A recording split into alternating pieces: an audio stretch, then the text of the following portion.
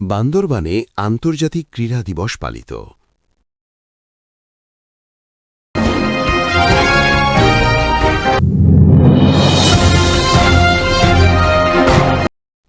আন্তর্জাতিক ক্রীড়া দিবস উপলক্ষে বান্দরবানে বর্ণাঢ্য আয়োজনের মধ্য দিয়ে দিবসটি পালিত হয়েছে।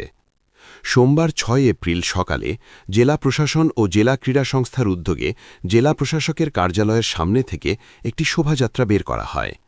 শোভাযাত্রাটি শহরের প্রধান সড়ক ঘুরে পুনরায় জেলা প্রশাসকের সম্মেলন কক্ষে এসে শেষ হয়। পরে সেখানে দিবসটির তাৎপর্য তুলে ধরে এক আলোচনা সভা অনুষ্ঠিত হয়। সভায় জেলা প্রশাসক মোহাম্মদ সানিউল ফেরদৌস, অতিরিক্ত জেলা প্রশাসক এস.এম. মঞ্জুরুল হক, অতিরিক্ত জেলা প্রশাসক মোহাম্মদ আবু তালেব, সদর উপজেলা নির্বাহী কর্মকর্তা মারুফা সুলতানা খান হীরামণি সহ বিভিন্ন ক্রীড়া সংগঠনের প্রতিনিধি ও ক্রীড়াবিদরা উপস্থিত ছিলেন।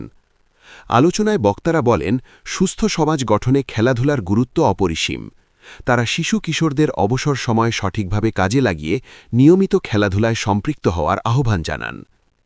জেলা প্রশাসক তার বক্তব্যে ক্রীড়াচর্চা বাড়ানোর ওপর গুরুত্বারোপ করে বলেন, তরুণ প্রজন্মকে শারীরিক ও মানসিকভাবে সুস্থ রাখতে খেলাধুলার বিকল্প নেই।